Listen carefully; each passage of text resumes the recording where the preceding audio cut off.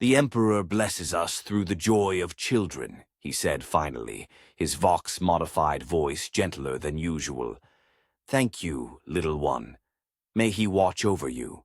The girl beamed up at him before darting back into the crowd, disappearing among the port's residents who had gathered to watch the Space Marine's departure.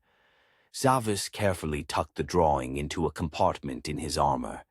Even with all the mysteries and whispers that plagued them, even with the weight of command and the unknown dangers that awaited in the Nephilim sector, moments like these served as reminders of why they fought. For humanity in all its forms, from the mightiest warrior to the smallest child. The steady stream of returning crew members continued around him as he resumed his walk toward the ships, though now his steps seemed somehow lighter. Captain Zavis approached the gathering, where Chapter Master Vollix's massive emerald-armored form towered over the planetary guardsmen. The Commissar's peaked cap and distinctive long coat marked him clearly among his men, though even he seemed diminutive next to Vollix's imposing presence. The Chapter Master's bull-headed helm with its impressive horns was mag-locked to his hip, his ebony features and the 3 golden implants in his forehead catching the cargo bay's harsh lighting. The right power fist with its integrated flamer seemed to gleam as Vollix gestured during his conversation. The guardsmen maintained proper military bearing, though their rigid postures betrayed their awe at being in the presence of not one, but soon to be 2, Astartes. Zavis's footsteps echoed on the cargo ramp as he approached, his helm's autosenses picking up fragments of conversation about patrol routes and void disturbances. The Commissar was speaking with the clipped tones of an experienced officer, while Vollix's volcanic voice carried its usual commanding resonance. The whispers that had quieted during their planetfall seemed to stir again as Xavis neared the ship, as if the mysteries of the Nephilim sector were eager to reclaim their attention now that shore leave was ending. Captain Zavis approached the gathering, standing at attention beside his chapter master. Vollix's emerald power armor caught the cargo bay's light, his ebony features and triple golden implants reflecting his years of service. His bull-headed helm hung at his side, its horns casting long shadows. "Captain Zavis," his volcanic voice resonated through the bay. "This is Commissar Valdaus. He has knowledge of rogue traders, and I have invited him to join us. I want you to brief him and his men on our situation. They have been generously granted to us for this mission." The Commissar stood rigid before the 2 Astartes, his peaked cap and long coat immaculate, a symbol of imperial authority even in the presence of Space Marines. His guardsmen maintained perfect formation behind him, though their eyes betrayed their awe at being chosen for an Astartes mission. Zavis's helm turned slightly toward Vollix, noting how the chapter master's right power fist, with its integrated flamer, rested casually at his side, a subtle reminder of their chapter's might even in this diplomatic moment. "The briefing facilities are this way, Commissar," Zavis's Vox crackled. "Though I should warn you, what we're investigating may challenge your understanding of Imperial space." He gestured toward the ship's interior, preparing to share the mysteries that had brought them to this point. The whispers in his mind seemed to intensify, as if approving the addition of these new allies to their quest. Chapter 11. As they walked through the corridors, Commissar Valdaus cleared his throat.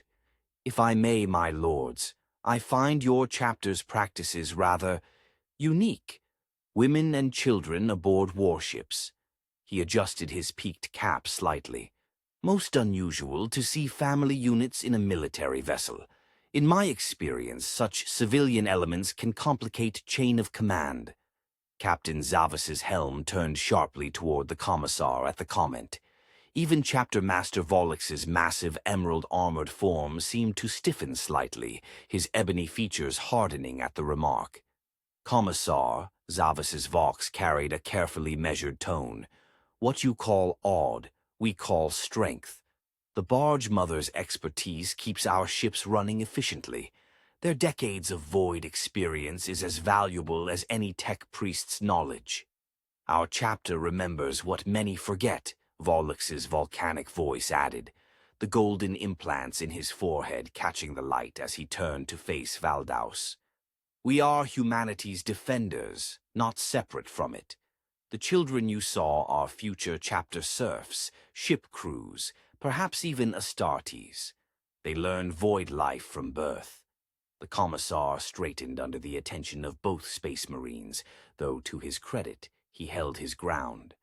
I meant no disrespect, my lords, simply an observation from one more used to traditional military structure. Traditional, Zavas replied, is not always optimal, Commissar. The salamanders maintain our connections to civilian life. It reminds us what we fight for. His helm tilted slightly. Now shall we discuss the mission parameters? Behind them, the guardsmen exchanged glances, clearly noting the tension between their commissar and the Astartes commanders. The bull-headed helm at Vollux's waist seemed to watch the proceedings with its empty eye lenses, while his right power fist's integrated flamer caught the corridor's light. A lot of your brothers are out of regulation uniform, Captain, Commissar Valdaus observed, his eyes tracking the passing salamanders in their mixed armor patterns. His gaze lingered on the various modifications and replacements that marked each suit. A Mark 7 pauldron here, a Mark 4 vambrace there. Yes, Captain Zavas replied through his helm's vox. We are a chapter that lives in space and, as a result, can't make port calls all the time, so we use what we find. The Emperor provides. Walking beside them, Chapter Master Vollux's own pristine emerald armor and distinctive bull-headed helm stood in stark contrast to some of their brothers' more pragmatic arrangements. His massive frame filled the corridor that itself showed signs of varied origins. Panels and deck plates from different vessel patterns seamlessly integrated into a functional whole. Look there, the Commissar pointed to a junction where 3 different structural styles met. That's Dark Age technology merged with, is that Mechanicum architecture? Necessity breeds innovation, Commissar, Zavas explained. Every piece of salvage, every recovered component helps keep our fleet operational. We honor the machine spirits of all we recover, and they serve us well in return. A battle brother passed them wearing what appeared to be a hybrid of Mark 6 and Mark 8 armor components, each piece carefully blessed and maintained despite its diverse origins. The Commissar's eyes followed him, clearly reassessing his initial judgments about the chapter's methods. Out here in the void, Vollux's volcanic voice added, his right power fist's integrated flamer glinting under the corridor lights.